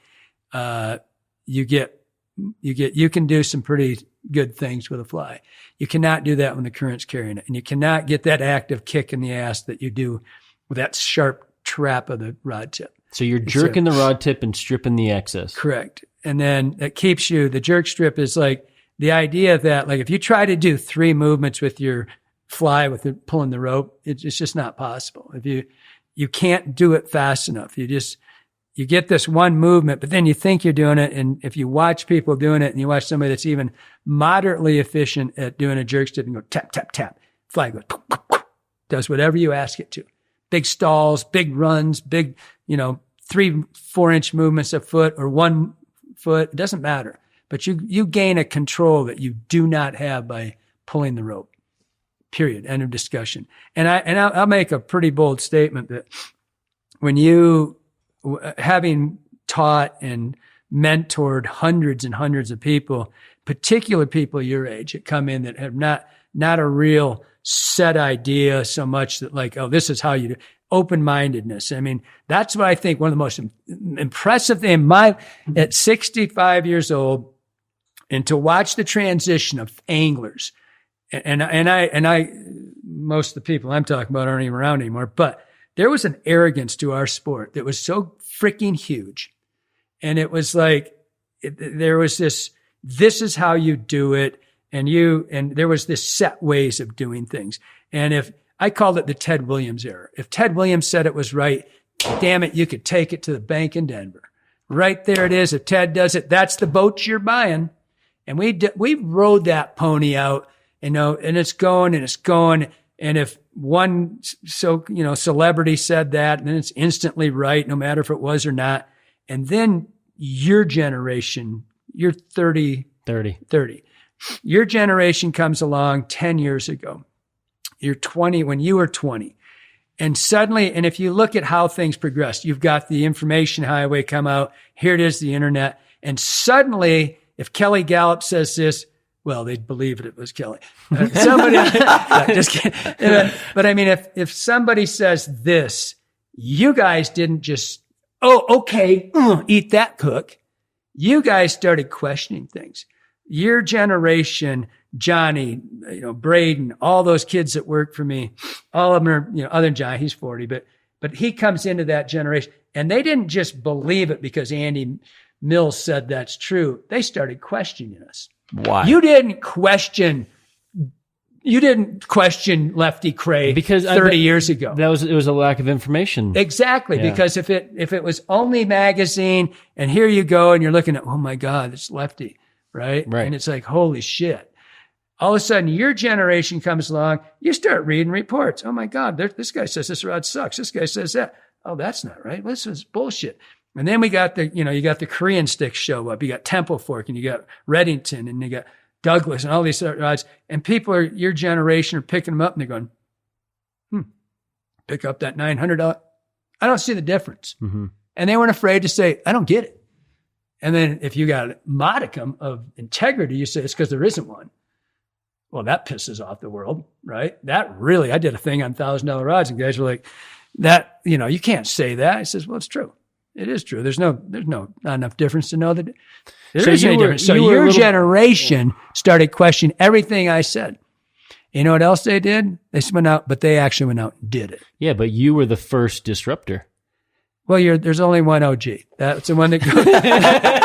Yes, that you disrupt that caddy wagon, and all of a sudden shit starts falling off of it, and everybody starts learning from it, right? And so, but it was a generational thing because you guys grew up with all that at your hands, and you questioned everybody. Everyone that works for me questions me when I do things. I love it. Because it's just like no different than your dad asked me about the eye and the fly coming at it. I'm like, oh shit, I got a whole new world of shit swirling around my head. Oh my God, I have to change everything? Who knows what's going to happen? How exciting is that? What a great thing. But I always have said, I fish with kids. I fish with guys half my age because I can go fish with guys older than me or my age that did what I say, but they weren't tending to try to break out of that and go forward with it. They're just happy to catch one of those fish, right? Your generation comes along and says, I don't buy into your bullshit. What do you think of that? It's like, cool, prove me wrong. Right. And so it opened a floodgate of new anglers that were, when I was young, like when I was guiding, I guided everyone in the world, I think, virtually, of the superstars. And there was guys that needed my help. And I'm 25-year-old guide. And there's guys that I'm guiding going, wow, you've been writing, I've been reading you. You need this 25-year-old kid to help you fish. And I saw it firsthand and went, oh. And then I start looking at guys that are way better than me, that are younger or maybe 5 years older, and they're questioning everything. And then we get to the internet and boom, you guys show up and it's like a whole new world. Watch the bass anglers right now, forward imaging and all that stuff. And watch those kids, 19, 20 years old, just kicking ass. They've read everything you and I have done and everybody's done. They absorbed it all. They go out and do it. And that's a bigger thing. There's more leisure time angling there was 30 years ago. 30, 40 years ago, it was a luxury to go to South America or New Zealand or Iceland. Now I got guys pulling my shop. They're guiding. They're 25-year-old, been around the world 4 or 5 times. They've guided Chile, New Zealand, Argentina. They've been to the Amazon. They've done this. They've been to Alaska. Shit, when I was 25 years old, just dreaming about that shit. You didn't get to go, right? Now these kids come in, they're 25 years old, been in, 3 continents and 5 countries and guided for everything on earth. They know all this stuff. They question everything. You know what happens? Everybody gets better because it's like suddenly, well, what if you do this?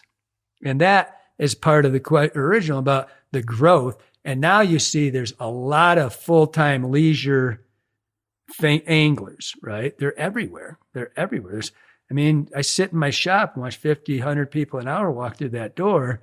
They're going fishing and they're really into it. And so I think that has to do a lot with it, whatever the original. We're staying in one of your cabins, and our neighbors next door, we got a little banged up with them last night. And here's this guy who, I don't know, has a normal job, probably has a great job, but he takes this fishing trip with his buddy every year. And he came to your place, and he's such a freak. He tied 250 of your streamer flies for this trip. For 4 days of fishing.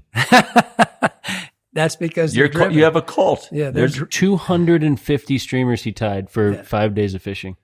He's driven. So who knows where he lives? Maybe he lives in downtown LA, right? One of them lives in Texas, and one of them lives. Where was the other one? I don't know, but they were so funny. Yeah. We had such a great time. I mean, a lot of people when I started guiding, I would guide a lot of blue collar guys that were they'd save up for 2 years to come on a trip, right? And they tie every day to get ready for that trip. And that was, maybe there for a week, maybe there for 3 days, whatever. And they were always my favorite customers. They had all their stuff. They're the guys that when they ask if you can help with the boat, you could actually say yes without feeling like they were going to get killed, Yeah. And they're just really into it. But nowadays there's that deal where people, their lights are so entwined with other things. Their only release is sitting listening to this, watching a video. Right. And they got to wait until they can actually go. If you're living in Dallas, what the hell are you going to do? Where are you going to go fish? There's one place that's got trout, although it's got the biggest TU group in the world, right? And so what do? You got to drive all the way to Colorado or New Mexico. Yeah. And that's not easy for everybody to do. And so there's a lot of living for it. And that's one thing about the fly tying. In my 40 some years in this industry, fly tying's the first growth I've ever seen stick in our business, ever in my life. Happened 8 years ago, completely from YouTube. And then COVID hit, and man, that thing went like this on a projection that was just staggering. Like I would call it a wall, 800% growth, just like that. And they stuck. And it's because of other things. And that's why the fishermen are sticking too.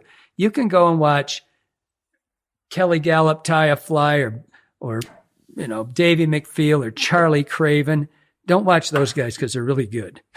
Don't watch me and then watch them. Those guys are so good. But I mean, you can watch 1,000 tires and there's no questions. There's no pictures in the book where they miss a step. And you're like, how the hell did they get that wing on?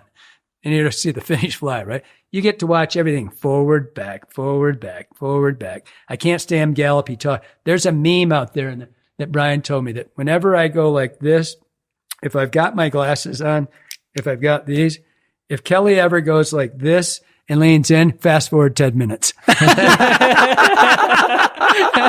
Because he's going to run his mouth forever, right? Yeah, the only way you could make more money is if you got paid by the word. I'm gonna tell those guys that I work for. But my mouth never shuts. It just rah, rah, rah. But you can also go watch Andy Mill describe absolutely everything about a tarpon eat. And how come and how and why. You can say, this guy's the greatest competitive angler in the history of the world. And you can go watch or listen to you, right? You couldn't do that when we were kids. Mm-hmm. You couldn't learn. You had to read this article, which most of them, you're like, what the hell? How did we get to here? We missed something in the middle here. Or you could watch a fly tying or look at a fly tying book and it's like, pretty sure they missed the step of setting the wing. How do you do that? Right. And now, that is just endless. I don't give a shit what it is. You want to know how to make, whiskey? You can go look it up. You can figure anything out and get to see it in real time. Right. And you can go in and say, what did Andy Mills say about this? Right. There it is. Yeah. Well, what did so-and-so say about it? So what is the unknown with streamer fishing that you're trying to tap into? There aren't many, truly. I mean, there's still materials to come out and things like that. And there's a lot of synthetics. Currently, we're looking at topwater minnow patterns and things like that. Russ Madden's got one called the Scorpion.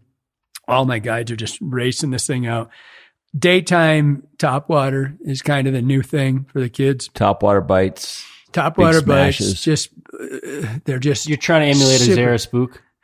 Not so much. They're a little bit. They're not walking it, but they're top water and like it kind of looks more like a creature bait, surface water, he calls his scorpions, but frogging, day mousing's getting a little bit bigger, but day mousing's not quite as active as like frogging and scorpion fishing where you're just chugging things and you're just getting these just massive blow-ups. But it's a little like mousing in the past. It's 5% is a great day. Mm-hmm.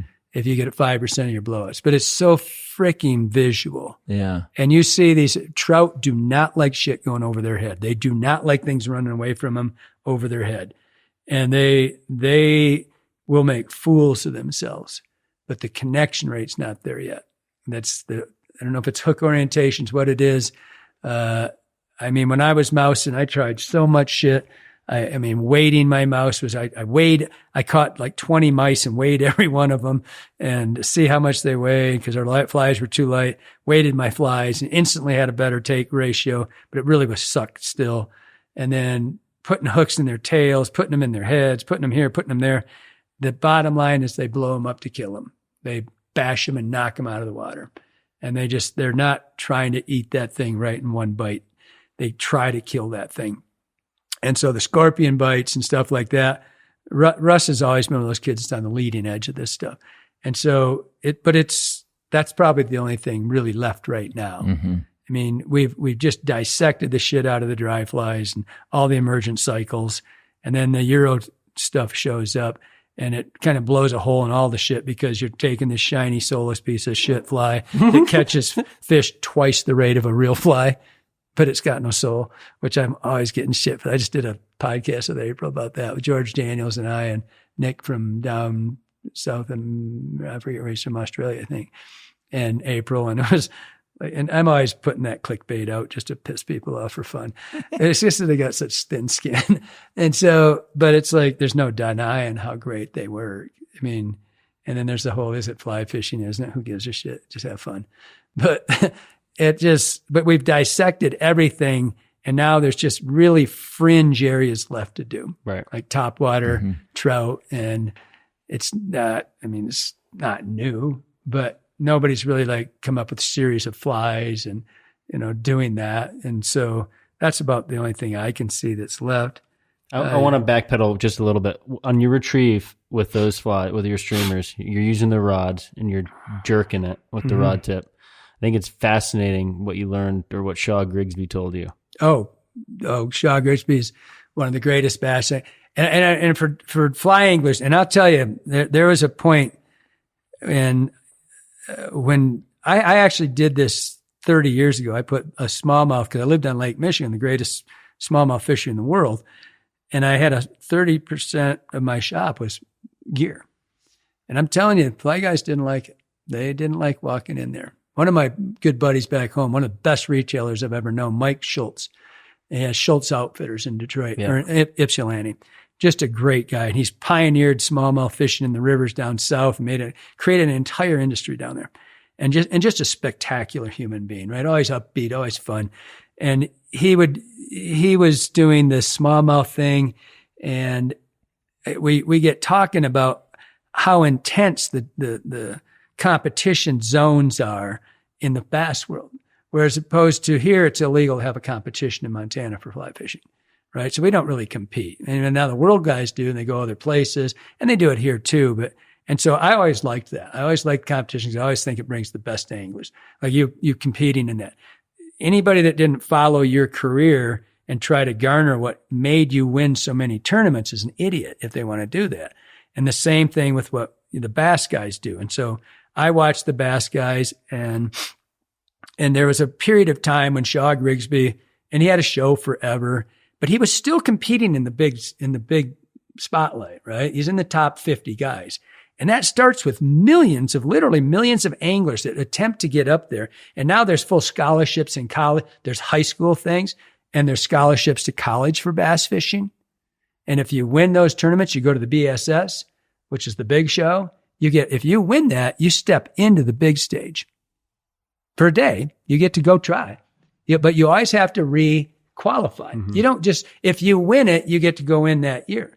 But if you don't re-qualify the next year, you're out, And the top 15 of the 50 seem to be always the top 15. There were always those guys, and Shaw was one of them. He was always being asked. And we're doing a seminar with him, and I said, walking to lunch, and I said, it was at Lunkers in Edwardsburg, Michigan. Man, you talk about a lineup. Babe Winkle was there, Bill Dance, both Linder brothers, Roland Marr. Anybody you've ever heard of was at this show, right? And then me and Jack Dennis. There was two flight.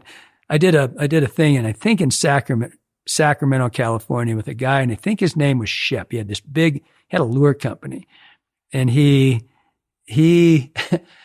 had me, and I think there was 7 Bass Pros, and he has me in there.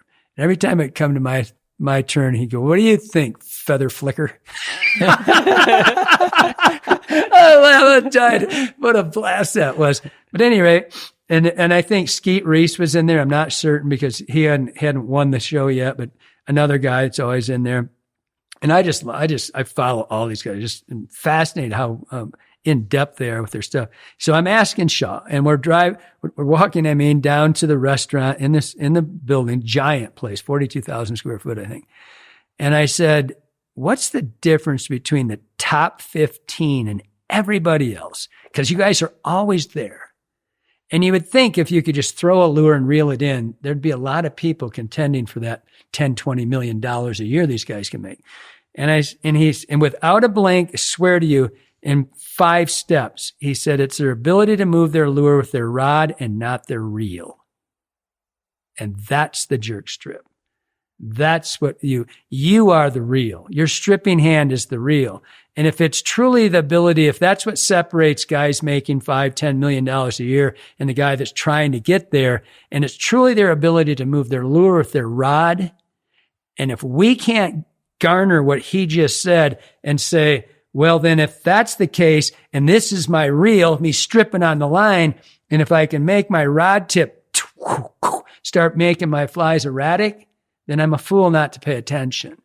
And so that was where it was all about, was the jerk strip was animating a fly with something other than it's a very repetitive shot when you just pull your line. Mm-hmm. You don't get to over accentuate a fly and crack that thing and have it kick its ass over like this and stall that thing, and coming over a ledge, you stall the piece of shit, and here he comes, that trout hears it coming, tap, tap, tap, tap, tap, and you get bam, bam, bam, bam, and it takes off running.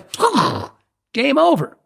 The second you do that shit, your life changes for the better. You initiate one double stagger hit, bang, bang, bang, stall a fly, kick it again 3 times, and see a 2-footer come out and kick that thing's ass.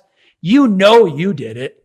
That wasn't some shit where you're just going like this and luck. You know when you see that fish get all crazy like that shit and it comes out, annihilates your ass, you know you did it.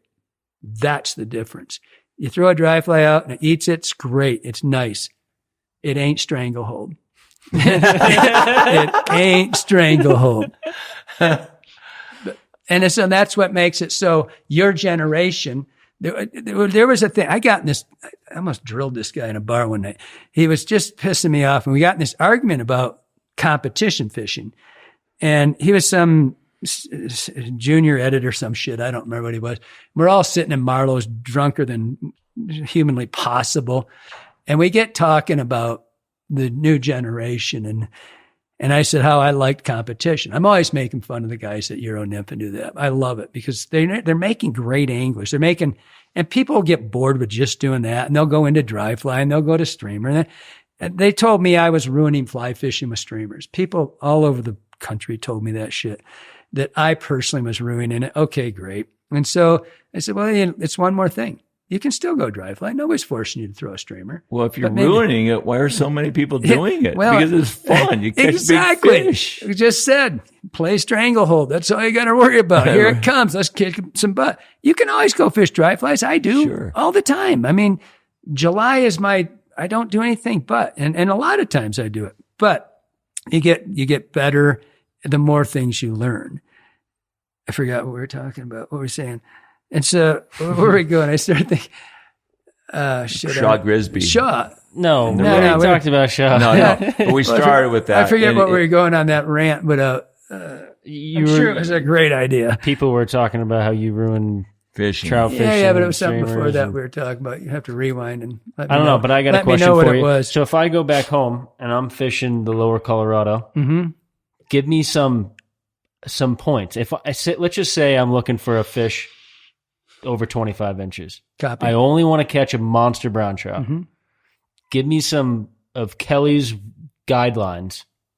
What to fish, where to fish, what to look for. What are my best, what do I need to do to have my best chance in catching a 27-inch brown trout? You keep upping the ante. First you said 25. 25. Yeah. 25. You're just a typical fisherman. Just got 20, 25 fish and 30. First and foremost, go where the fish are. Start fishing softer inside bends, parallel color changes, and you got to do it. You have to be where the fish are. If you're not throwing your fly where they aren't, if you're throwing them where they are not, who cares? You can't catch one. So if you have not caught a 25-inch fish, and I say this all the time, it's probably not your technique. It's just you're not throwing where the fish are. And so change where. I showed a slide about where all the guides fished this one outside bend and never seen anybody on the inside. So the definition of insanity is, repetitive behavior thinking is going to have a different outcome. If you've never caught a fish on the outside and you fished it 5 times, who's the moron? You are. You got to stop doing that. Just go to the inside. That makes it so easy. Take one day and fish the opposite side you fished everywhere you go. It's that simple, right? Because if you've not caught one and you know they're there, then it's probably you're not where because if you're throwing a streamer, and I don't care what it is, which one, if you go in there enough times, you should turn one. But if he's not there, he's not there. So that's the first one. And then have a selection of flies. And I always kid, like, you can buy every fly I got in every size and every color. I would say have black, white, tan, and olive. And you would be fine, right? If you just had 4 colors of flies, don't really care what they are. Size? 3 to 5 inches. Don't worry about the giant fly thing. Just a traditional sex dungeon size, which could be your big fly, right? You don't have to go crazy. White, black, tan. You got to have yellow. If you're going to hunt, are we hunting brown trout? Oh, yeah. You must have brown. Yeah, I must have yellow. So I would have a yellow dungeon in there. And so I would have a grouping of 4 or 5 colors. Heck, it could be one fly. Doesn't have to be 15 patterns. And I would have a broad profile and a thin profile. And I would have like my favorite thin profile is a peanut envy, which, by the way, is a knockoff of Russ Madden's circus peanut. And it just seemed fitting because his fly was so good. I just had to come up with something like it, right? I had peanut envy. And so, but it's a low profile. So I got a broad profile with sculpinish, bullheadish, juvenile fishish, bigger, bulkier. Then you've got more leechy. And so that would be, and then you go into rotation. I don't care how you start it, but just keep going in big movements. Go, 5, 10 minutes. Don't ride a pony. Don't let it, don't just ride that thing forever. I like 3 to 5 minutes on my fly changes. I don't like to hold them for 10. If you're in water that there's a lot of fish in. If you're in water that you have to go 10 minutes to cross a fish, you need to change ditches. And you need to do it because that's not worth it. That's just really hard. But if you're where you just said, there's plenty of fish. Your fly has been seen. If your fly has been seen even randomly, that's enough, because then you go through that color change and go through quickly, 5, 10 minutes. If you got 4 or 5, if you got 5 patterns, and 10, you haven't even fished an hour and you've crossed over all the colors changes. You get to see and you'll find that color change. When the fish respond, doesn't have to eat your fly, just has to show, just give you a drive-by. And if that doesn't work, if they're showing, switch profile first and keep it that simple. Right. And then you should be fine. And then don't skip over frog water. Do not skip frog water. I like checkerboards. So weed beds, hunt them. Hunt the hell out of them. Trout don't like shit going over their head. They do not like, they're like snook, that stuff buzzbait. Snook are my favorite predator in the salt because they act just like brown trout. They're like identical, right? And they don't like shit going over there. It's like somebody's going to die.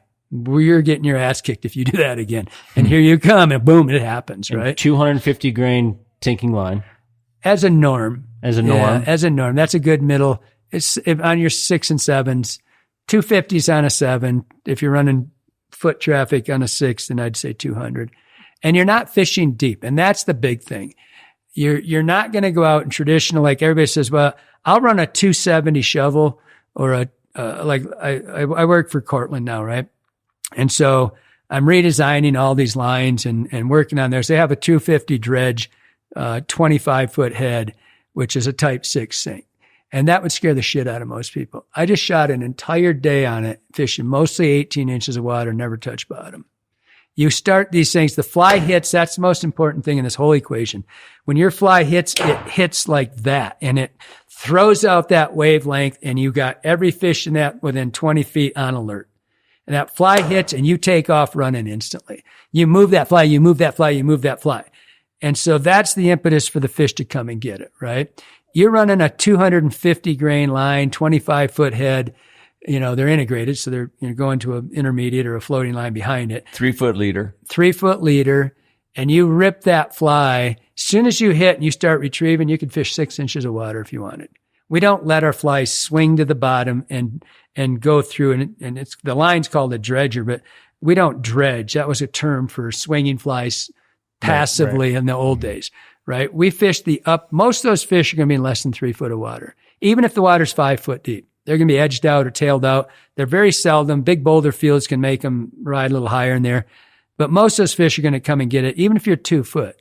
Even if they're 4 foot down, your fly's 2 foot down, and they're 6 inches, that's 18 inches of impact zone. That's nothing. That is nothing. You got a 4 or 5 inch fly going over his head, he's going to eat it. And so you're actively going through a lot of stuff. You're changing your fly often. You're fishing different water than you used to fish. You're coming perpendicular to the flow. You're moving the fly in lots of little movements, not big movements. And it'll take 2 days and you're going to get 28, guaranteed. I love it. I think. But it's just, I've got lots of videos. There's tons of videos out there on how to do this stuff. But it's more the fact that you're going to go out and do it. And most people, they won't put the time in. People that do it, if you're successful, most people, no matter what, will get a roll on their first day. They'll get one at least to show. And that will change most people. And but if you don't, you have to be willing to go a couple. You gotta put your time in. Yeah. I mean, you gotta put days in. And if you're going to hit it, I swear to God, we were going to do this t-shirt. If I could get the imagery of this guy with his tiny hands and pushing out that fish and just have it be a silhouette. And we had this, it's going to say 17, the new 23. And all this shit, I haven't taken a picture of fish in 8 years because of this shit with that putting your hands out. And, it's like the guys that shoot an elk and walk 8 feet behind it and pretend like they got their hand on the horn. It's like, holy shit, that's a 590. Or you're 4 foot tall, one or the other. But so it's just like, we've downplayed 20-inch fish. And there's so many people say 2-footer, like it's common. On this river, this is not a great big fish river. It's spectacular, moderate size, 16 to 20-inch fish river. Absolutely stunning, just numbers of fish you've got there. But we downplay the fish like a 20 is not giant. That's such bullshit. It is a giant fish. Mm-hmm. And if we end it this year, Johnny being the stat, we call Johnny the corrector. If I say it was 20, he'll say it was 19 7/8. I'm like, whatever. He had a guy Gary never caught a 2-footer and he got a 20 and the guy was 70, I think at that point. And he's an active angler. He'd never got one and he wanted a 2-footer in his life. And Johnny got a 23 3/4, wouldn't give him the quarter. He goes, nope. I said, give him the quarter, dude. He goes, it's his freaking birthday. He goes, tough shit. It's not a 2-footer. And the guy came back, I think for 3 years and got a legit 24.5. And it was like, awesome. But the point of this was that it's hard to do. Mm-hmm. You don't give anything away that they haven't earned. And it collectively of all the guides and all the schools and all the shit we do in a season, if we see a dozen 24s, that's a great year. Yeah. People downplay it like it's not like, it's like saying I got a bunch of 150 tarpon. Really? No way. Really? Yeah. No. Yeah. How are you measuring your fish? Exactly. And that's when you got a hog trough and you drop that sumbitch in the hog trough and that 23, suddenly 17 inches. It's like, they look bigger in the air. Yeah. I would even say a tarpon that's 120 nowadays. Yeah. I mean, 120-pound tarpon in the Keys nowadays is a big fish. Is a big fish. Yeah. And people catch 70-pounders and call it 100-pounders. Yeah, all the time. And people catch 20s and call them 2-footers. Yeah. And a 2-footer's 30. Yeah. I mean, it's like, holy shit, dude. I mean, that's a big fish. And so, and anywhere in the world, frankly, I mean, anywhere, a 2-footer is still it's a great fish. Absolutely giant fish. I think I've maybe caught one in my life longer than that. That's amazing. A 20-inch fish? 24. 2-footers are an absolute staggering fish. 24-inch fish? I've caught one, I think. In Alaska last year. Well, that's different. Alaska doesn't count. Alaska doesn't count. I don't count. That's candy cane fishing. You see a 2-foot trout in any river, I don't care, Chile, New Zealand, it's going to get attention for real people that are honest, in the know. And then you go, holy shit, that's a giant. If you get 2.7, most people will call that a 30 plus. I mean, right out of the gate. And a 2-footer is going to be 27 or 8 to most people. Mm-hmm. My last question is, if you had anywhere to fish in the world, your last fishing trip, like, do you have a bucket list fishing trip where you want to go? No, not really. Honestly, if it was my last day, it might be on a endless lily pad with a frog and a bait caster. There's nothing that's cooler than watching them eat frogs. But in the fly world, not really. I have my favorite rivers. If Darren Calhoun would invite me to fish my last day, it'd probably be on the Wind River with Darren Calhoun of Wind River Whitewater. And because that's just that, if it was truly that, this is the day, I would go. That the Wind is one of my favorite rivers in the world. But if it probably wouldn't have to do with the fish. If it truly, it would probably have to do with multiple things, scenic value and stuff like that. And just, it's quite possible it would be a dry fly day. You just said, if you're on my boat and you're looking at the birds, you're fucking getting off my boat. You just said that. Yes. You're contradicting yourself. No. I just said it may not be solely for a big fish, because I know how a few times, if it's my last day, it's probably going to be ruined because I'm not going to get one big one. Right. But it could very easily be a dry fly day. I mean, it truly could. It could be just a epic dry fly day. But when I'm hunting big fish and your head is in the clouds, you're not in my boat. And bird watchers don't get to play in my boat. And so it's just because of the rarity of the occasion, right? But if it was a streamer, if it was my last streamer day, it would be one of probably three rivers: the Wind, the South Fork of the Snake, or possibly a river north of here, unnamed. Maybe. I don't know. That's all I got. Have we missed anything? My porn career, my dating career. This could go on forever. My bodybuilding career. Oh, yeah, the body. I'm glad we didn't get into that. I had Lily Renzetti said to me once, about 5 years, I was giving her shit about charging me for something. And she said, because I knew her way back when, and she goes, "Oh, Kelly, I so miss your muscles." I said, "You think you do?"